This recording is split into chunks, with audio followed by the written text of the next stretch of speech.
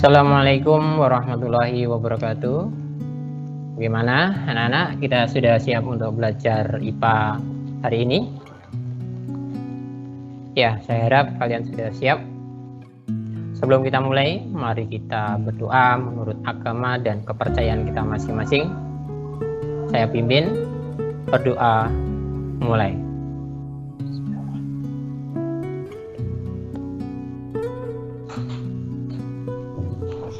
Berdoa selesai.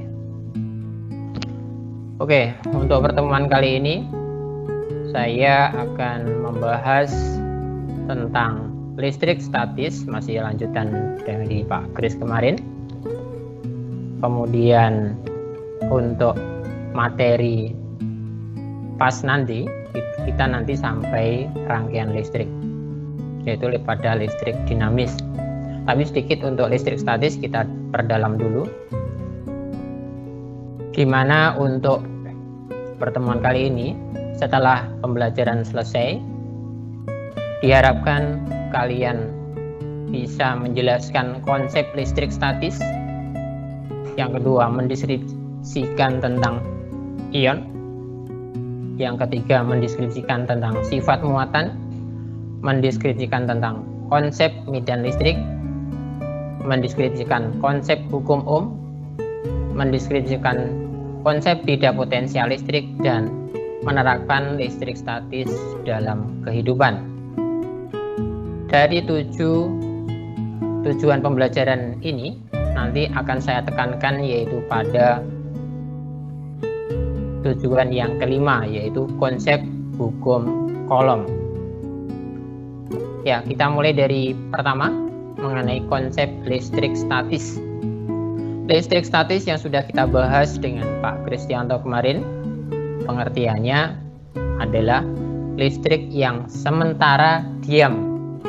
Statis itu diam pada sebuah benda.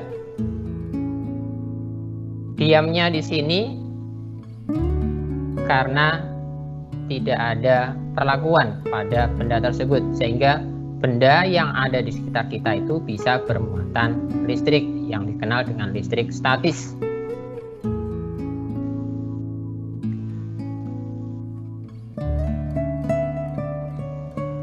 Kemudian untuk yang kedua, yaitu tentang ion. Untuk ion ini berkaitan dengan atom. Tentu kalian sudah mempelajari tentang atom. Ini adalah bagian penjelasan atom. X ini adalah lambang atom, A adalah nomor massa atom, kemudian Z adalah nomor atom, di mana nomor massa itu menunjukkan penjumlahan antara proton ditambah neutron. Kemudian nomor atom itu menunjukkan jumlah proton. Demikian pula menunjukkan jumlah elektron. Jadi pada sebuah atom atau unsur, jumlah proton adalah sama dengan jumlah elektron. Itu apabila atom tersebut dalam keadaan netral. Sehingga dari simbol X, simbol atom, kemudian A, nomor massa,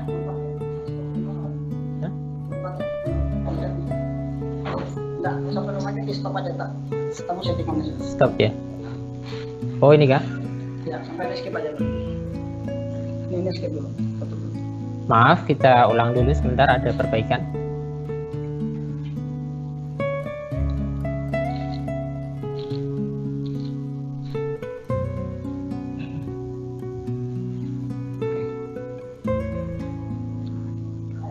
Oke. Sip.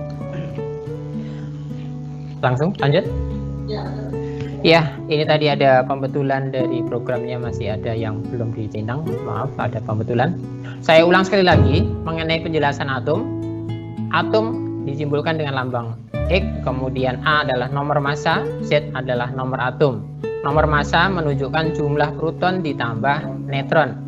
Kemudian nomor atom itu adalah menunjukkan jumlah proton sekaligus juga menunjukkan jumlah elektron. Nah, untuk keterangan yang di bawah, di sini ada atom netral. Atom netral itu maksudnya atom tidak bermuatan, di mana jumlah proton sama banyak dengan jumlah neutron. Maaf, jumlah elektron. Ini saya nulisnya salah. Saya ulang lagi, atom netral adalah atom yang tidak bermuatan di mana jumlah proton sama banyak dengan jumlah elektron. Kemudian untuk atom yang bermuatan listrik, atom bermuatan listrik ini apabila atom tersebut menerima elektron atau kehilangan elektron. Perlu kita ketahui bahwa pada bagian atom yang dapat bergerak adalah elektron, sehingga yang memungkinkan bertambah atau berkurang adalah elektronnya. Sehingga atom yang menerima elektron, dia akan kelebihan elektron, otomatis muatannya akan negatif. Sedangkan atom yang kehilangan elektron, otomatis jumlah protonnya lebih banyak dibandingkan jumlah elektron, sehingga dia bermuatan positif. Untuk atom yang bermuatan positif, kita kenal dengan istilah kation, di mana jumlah protonnya lebih banyak daripada jumlah elektron. Ini contohnya yang di atas, maka dikenal dengan positif, ion positif atau kation. Kemudian untuk atom yang kelebihan elektron atau menerima elektron, maka dikenal dengan istilah ion negatif karena bermuatan negatif. Untuk atom yang bermuatan negatif kita kenal dengan istilah anion. Nah, ini mengenai deret tribolistrik kemarin. Perlu kalian ketahui, saya ulang saja. Kemarin masih banyak yang salah menjawab dari tugas kemarin. Urutannya dari atas ke bawah, mulai dari bulu kelinci sampai yang terakhir adalah selulosa kalau salah ini. Yang jelas pada urutan 1 atau lebih atas di sini akan melepaskan elektron. Kemudian di bawahnya akan menerima elektron. Jadi benda-benda yang berada di bawahnya akan menerima elektron, benda yang di atasnya akan melepaskan elektronnya. Sehingga dengan proses perpindahan elektron, maka benda mana yang melepaskan, benda mana yang menerima elektron, maka muatannya akan bermacam-macam, bisa positif, bisa negatif. Saya kira ini tidak perlu saya jelaskan karena sudah dijelaskan oleh Pak Kristianto. Nah, ini untuk yang tujuan yang kelima. Tentunya kalian sudah mempelajari kemarin dengan Pak Kristianto bahwa interaksi muatan listrik ada 2, yaitu tolak menolak dan tarik menarik.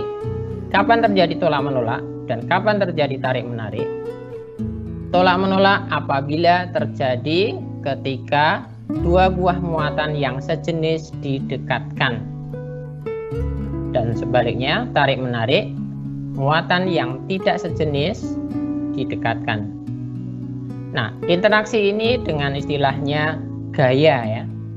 Gaya yang ditimbulkan oleh muatan listrik, maka dikenal dengan gaya listrik. Karena yang menyelidiki adalah Coulomb pada tahun 1700-an, maka dikenal dengan istilah gaya Coulomb. Hukumnya kita kenal dengan istilah hukum Coulomb. Mengenai persamaan dari gaya Coulomb adalah F sama dengan K Q1 Q2 dibagi R kuadrat.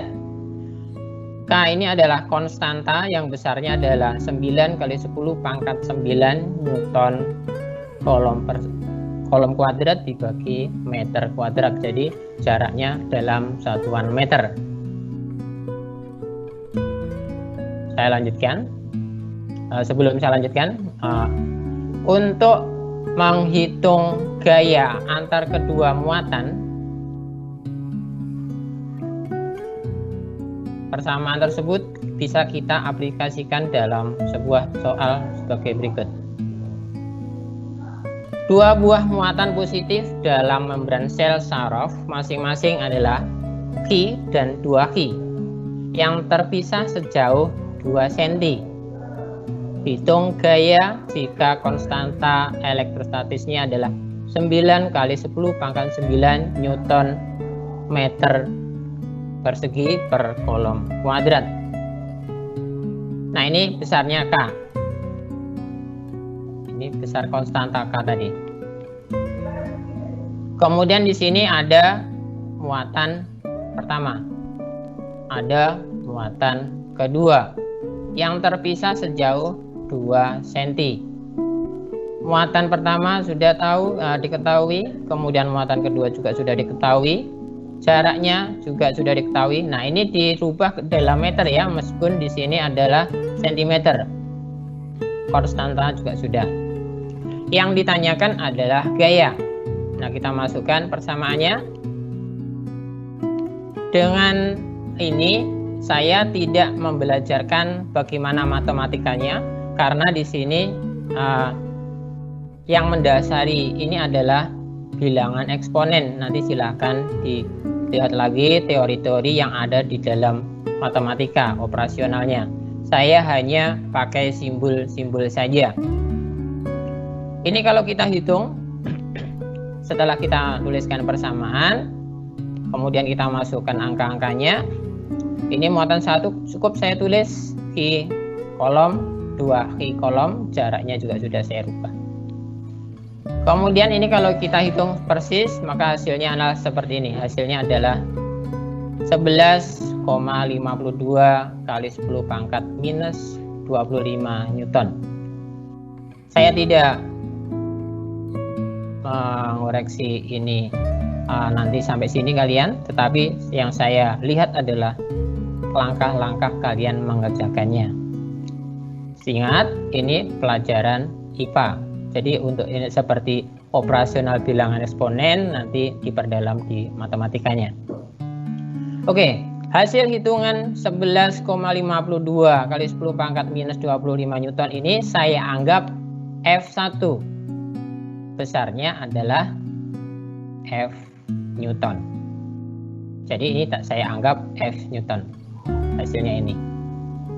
Oke, di dalam pelajaran SMP, IPA SMP, khususnya pada listrik statis, pada hitungan seperti ini, cukup dirubah bagaimana perubahannya, yaitu bagaimana kalau muatannya diperbesar atau diperkecil, muatan 1 atau muatan 2. Demikian pula jaraknya dirubah, bisa jaraknya diperbesar atau jaraknya diperkecil. Itu saja kalau di SMP. Kalau di SMA mungkin ada lebih dari 2 muatan, 3 dan sebagainya. Cari resultan gayanya. Tapi kalau di SMP cukup muatannya dirubah atau jaraknya dirubah. Oke, bisa kira-kira untuk mengikuti ini? Yang jelas di sini yang mendasari adalah matematika eksponen sudah sampai ini atau belum? Kelas 3. Oh ya, ini bilangnya Pak Samsudin. Matematika bilangan eksponen sudah dipelajarkan sehingga mendukung pelajaran IPA ini.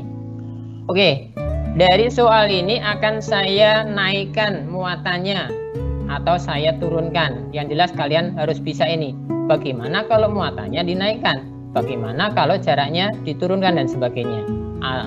Perubahannya ini satu persatu. Saya rubah dulu muatannya. Ini saya rubah. Jika kedua buah muatan semula itu yang tadi, muatan 1 adalah Ki, muatan 2 Ki, dinaikkan menjadi 2 kalinya. Nah, berarti kalau tadinya adalah Ki menjadi 2 Ki, yang 2 Ki menjadi 4 Ki gitu. Nah, ini sudah saya rubah, saya ketahui kan. Kemudian terpisah sejauh 2 cm. Nah, jaraknya tidak berubah. Jadi yang berubah adalah cukup pada muatan 1, muatan kedua saja. Ini di pelajaran di buku IPA nggak ada ini. Ini hanya tambahan saja. Memang untuk SMP cukup berubah pada muatan dan pada jaraknya saja. Dan cukup 2 muatan. Nah, bagaimana gaya yang dihasilkan dengan jarak yang tetap dengan konstanta yang sudah ditetapkan? Perlu diketahui, untuk menghitung gaya kita menggunakan persamaan yang tadi boleh, tetapi saya punya persamaan yang sederhana dan ini mudah diingat. Muatan kalau di persamaan tadi kan F sama dengan K I1 I2 per R kuadrat.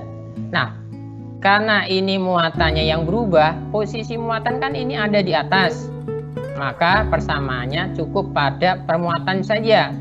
Dan muatan ini di atas, maka yang berubah adalah di atasnya saja. Jadi I1 aksen dikalikan I2 aksen dibagi I1 I2 dikalikan F. F ini tahu tadi apa? Hasil hitungan gaya yang pertama tadi. Nah, dengan memasukkan yang sudah diketahui, 2Q1 dikalikan 2Q2 dibagi Q1 Q2, Q1 dibagi Q1, Q2 dibagi Q2.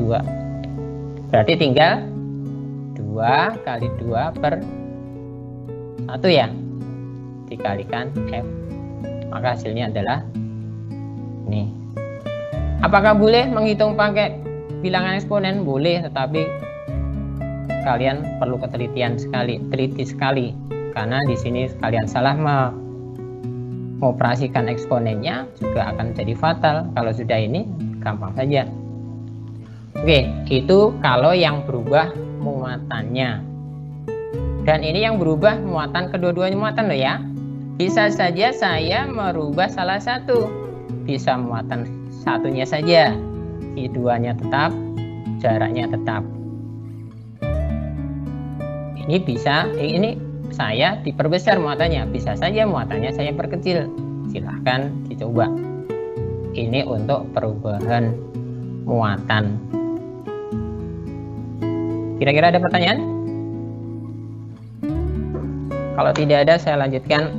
Bagaimana kalau yang berubah jaraknya? Untuk yang berubah jaraknya, ini langsung aja sambil kita dalami. Soalnya masih tetap sama. Jika kedua buah muatan masing-masing Q1, Q2, 2Q yang terpisah sejauh 1 cm dari yang tadi ya. Tadi kan 2 cm, sekarang menjadi 1 cm. Hitunglah gaya kolom sekarang. Jika konstanta elektrostatisnya adalah 9 kali 10 pangkat 9 Newton meter persegi per kolom kuadrat. Diketahui Q1-nya tetap, ini tetap ya, tidak berubah. Yang berubah adalah ini, Q aksennya. Kan ini yang awal.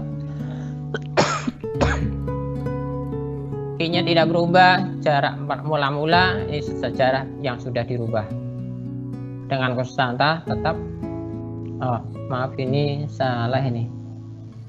Konstantanya ini tetap ya, ini tadi saya kopinya salah ini, berarti ini R-nya ini tadi ngopinya salah. Ini harusnya sampai sini, ini enggak ada. Ini tadi yang ini enggak ada. Harusnya itu konstantanya tidak berubah, saya pastanya salah. Oke. Dengan perubahan jarak di sini yang tadinya 2 cm menjadi 1 cm, maka bagaimana besar gaya yang kedua setelah perubahan? Apakah boleh menghitung pakai persamaan yang awal? Boleh, pakai F sama dengan K Q1 Q2 per R kuadrat. Kemudian yang F2-nya K Q1 Q2. Nah, ini boleh, tetapi ini perlu ketelitian lagi.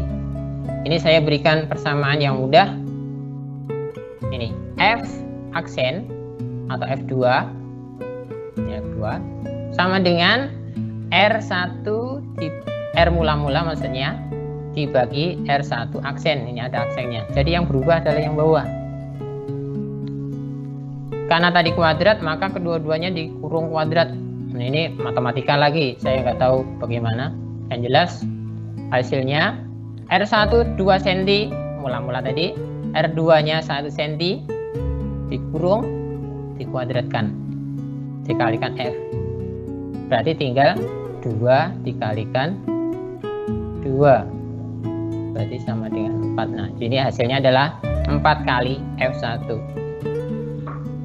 Kalau pakai persamaan ini akan mudah menghitungnya.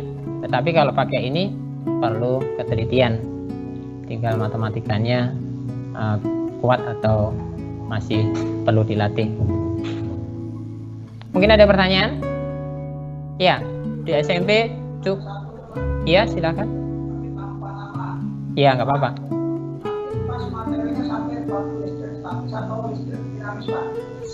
Untuk materi ini sampai listrik dinamis yaitu pada rangkaian sederhana saja.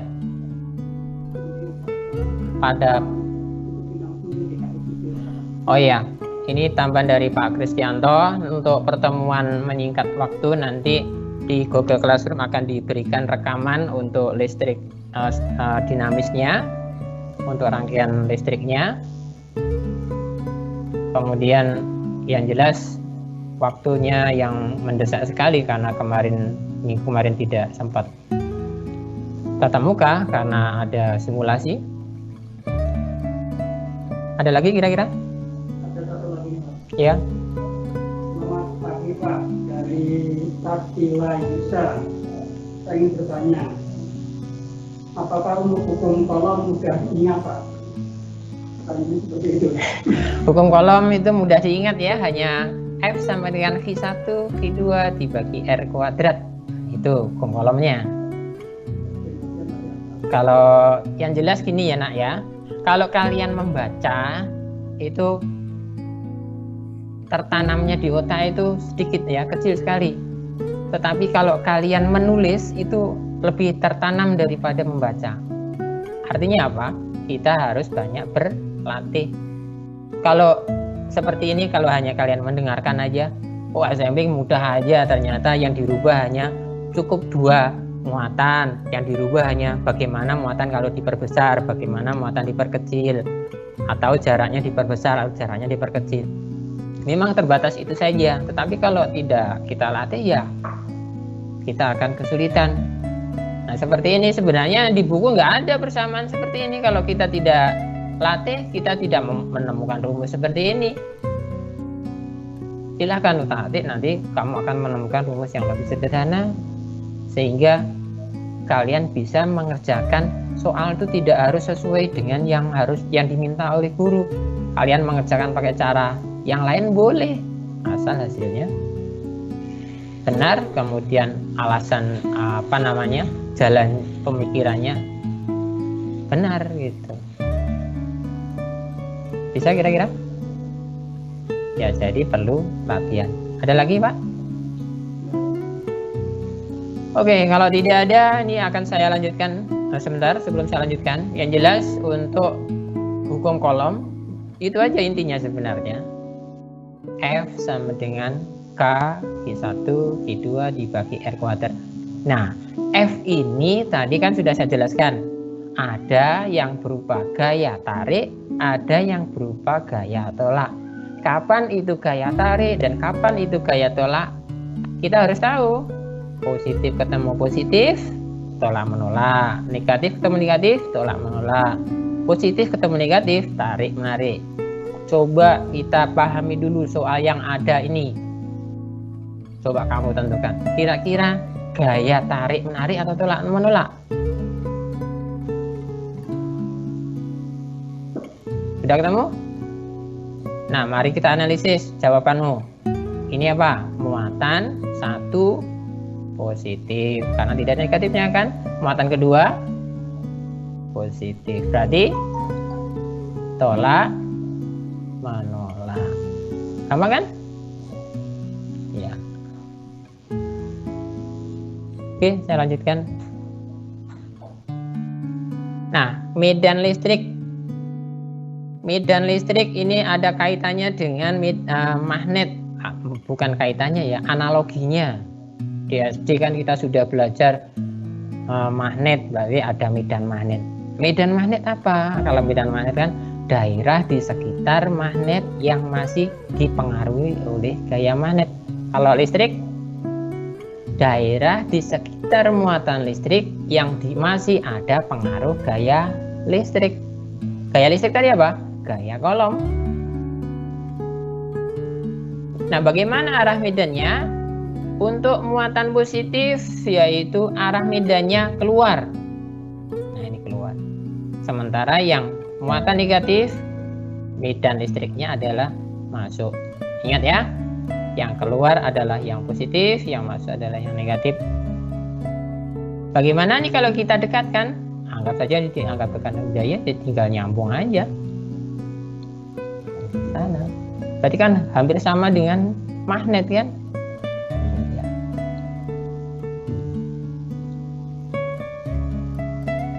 Nah, itu. Tapi ini bukan magnet ya, ini listrik. Nah, medan listrik di sekitar muatan listrik. Oke, saya lanjutkan. Nah, ini tadi kalau didekatkan. Untuk yang positif ketemu negatif, tarik menarik. Nah, ini berarti ini gaya, terjadi gaya. Kalau ini terjadi gaya tolak.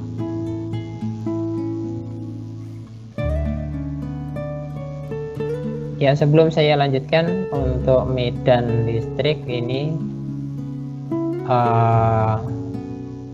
pada gaya listrik tadi itu kan terjadi di dalam muatan.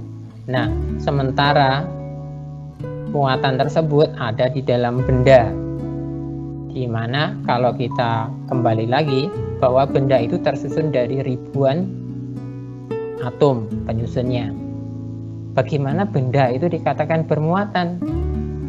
Ya, kita kembali ke konsepnya. Sebuah atom bisa bermuatan apabila perbandingan jumlah proton dibandingkan jumlah elektronnya banyak mana. Kalau atomnya, satu atom misalkan banyak protonnya, berarti atom itu bermuatan positif atau dikenal dengan ion positif. Kalau benda setiap atomnya bermuatan positif, maka benda yang banyak yang tersusun dari beribu-ribu atom tadi, maka benda akan bermuatan positif, sehingga terbentuklah deret hidrolistrik tadi, di mana benda saat di atas akan mudah melepaskan elektron ke benda di bawahnya.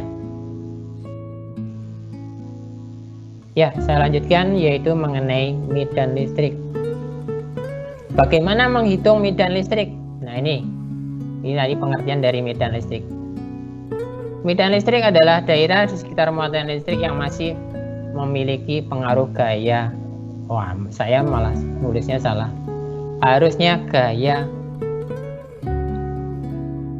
listrik ya.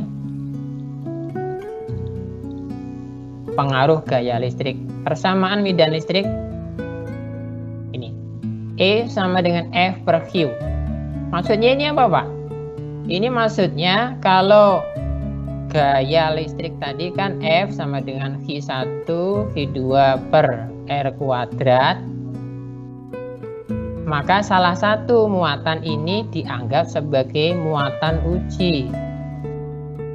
Muatan uji. Jadi misalkan ini ada benda, ini ada benda lain yang muatan duanya, kemudian medan listrik yang diukur ini muatan 2, ini muatan 1, yang terpisah sejauh R kuadrat, ini kan, maka E yang ada di F yang ada di muatan kedua ini berapa besarnya, maksudnya gitu. Jadi di sini ada muatan positif Q1 tadi, sementara kita mengukur ini kan, kalau kita gambar kan banyak medan listrik ini kan. Nah, sementara medan listrik yang ada pada titik Q2 itu berapa? Nah, di sini Q2. Maka Q2 ini sebagai pembaginya, sehingga untuk E pada muatan 2 itu besarnya adalah F dibagi Q2. Nah, berarti Q1 dikalikan Q2 per R kuadrat dibagi Q2, maka tinggal coret aja, sehingga tinggal Q1. Nah, ini ada K-nya, maaf ya. Oh, maaf, ini ada K-nya di atas. K. Nah, ini ada K. K R kuadrat. Nah, ini. Sehingga persamaannya kalau kita lebih sederhanakan, ya ini sudah E sama dengan K Q1 per R kuadrat. Ini Q2. Q2 ini. Jadi muatan ujinya ada di Q2. Jadi besar medan listrik yang ditimbulkan oleh muatan 1, tetapi muatan ujinya di Q2. Nah, ini medan listrik 1, 2. Ya, yang jelas medan listrik di sini tadi di mana muatan ujinya berada. Kalau muatan ujinya pada Q1 berarti dibagi Q1. Kalau muatan ujinya pada Q2 maka F dibagi Q2. Saya kira itu saja untuk medan listrik. Kita lanjutkan mengenai beda potensial. Nah, ini peristiwa alam yang sering kita jumpai menjelang hujan biasanya, yaitu adanya kilatan listrik. Saat terjadi petir, muatan berpindah dari awan ke awan atau dari awan ke bumi. Muatan dapat berpindah karena adanya beda potensial. Apa sih beda potensial? Nah, kalau kita lihat seperti ini, persamaan yang ada. W ini adalah energi, Q adalah beda potensial, Q adalah muatan. Jadi maksudnya di sini W di sini adalah energi yang diakibatkan oleh listrik. Listriknya adalah listrik statis. Jadi beda potensial adalah besarnya energi listrik yang diperlukan oleh muatan listrik untuk berpindah. Ya, saya ulang lagi. Beda potensial adalah besarnya energi listrik yang diperlukan oleh muatan listrik untuk berpindah. Itulah beda potensial. Energi listrik yang diperlukan oleh muatan listrik untuk berpindah. Apakah ada pengertian yang lain? Ada. Coba lihat ini.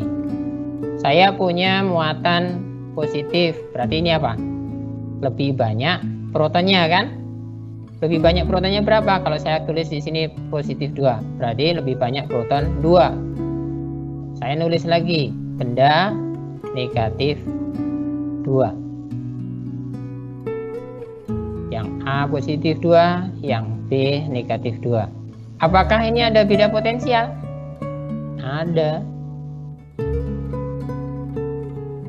Buktinya apa?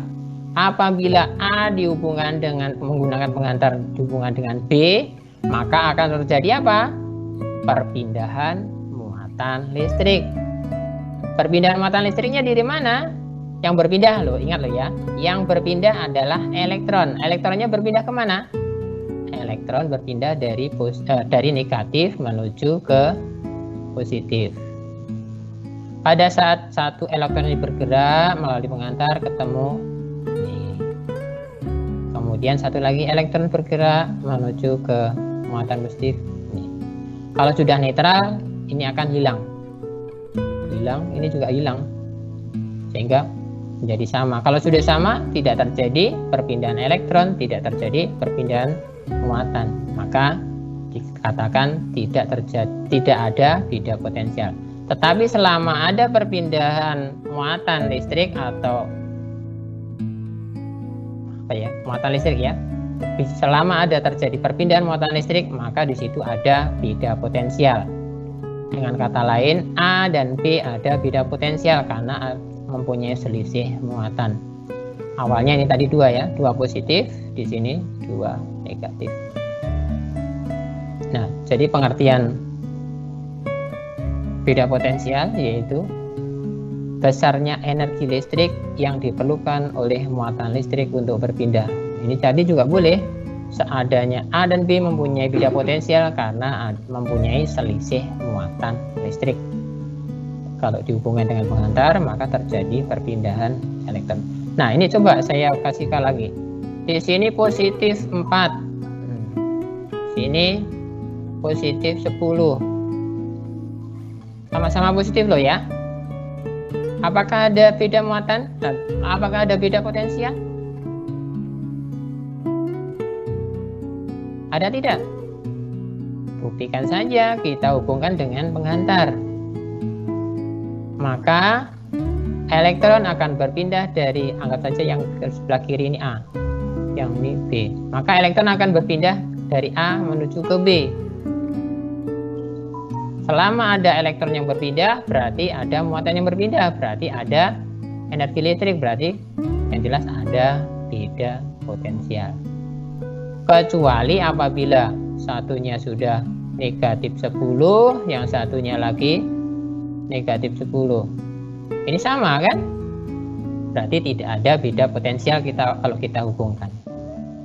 Oke, jadi dari situ pengertian beda potensial, boleh energi yang diperlukan untuk memindahkan muatan listrik, boleh adanya selisih muatan juga boleh.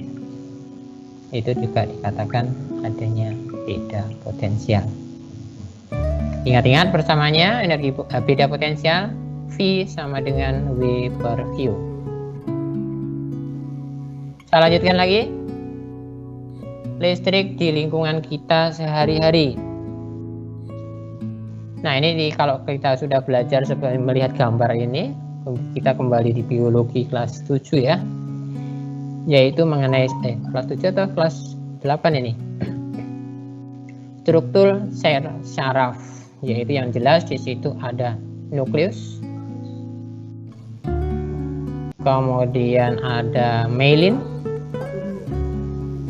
dan seterusnya. Yang jelas di dalam tubuh kita ini juga ada listrik ya, ternyata. Yaitu dari saraf-saraf kita ini kan juga ada berjalan listrik. Kemudian ini hewan-hewan listrik yang pernah saya lihat di TV itu, yaitu ini. Belut listrik di sini sangat berbahaya. Waktu itu saya lihat bahwa belut listrik ini dimakan buaya. Jadi buaya nggak sempat makan karena keburu mati tersengat listrik. Ini ternyata ribuan volt ya. Ikan pari, nah ikan pari ini hati-hati, berarti ikan pari itu juga menghasilkan listrik. Kemudian ikan lele listrik. Ini apa ini? Landak ya. Ini landak juga ternyata juga ada listriknya. Dan masih ada yang lain. Ikan belalai gajah, ikan pari listrik. Oh iya, ikan pari yang ini ya, maaf. Ini kayaknya pari juga. Ikan skate. Ikan pari, ini ikan pari. Maaf. Tadi saya salah menunjuk. Kemudian hiu kepala martil ini juga menghasilkan listrik dalam penangkap mangsanya. Kemudian dalam kehidupan sehari-hari yang kita ketahui yaitu pertama petir, kemudian pengecatan menggunakan airbrush untuk biasanya pelukis-pelukis itu untuk mengecat mobil. Ini kemudian cerobong asap, dan yang sering kita jumpai adalah mesin fotokopi. Nah, saya ingatkan karena saya melihat mesin fotokopi, silahkan tugas laporan keterampilan, penilaian keterampilan kognitif, nilai keterampilan sudah saya kasih linknya di alamat yang sudah saya berikan. Nanti bisa juga dilihat di Google Classroom untuk tugas keterampilannya. Saya kira itu saja.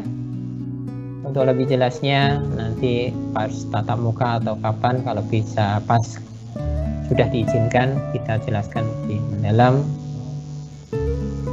Untuk kali ini saya tidak bisa menjelaskan panjang lebar. Saya akhiri. Assalamualaikum warahmatullahi wabarakatuh.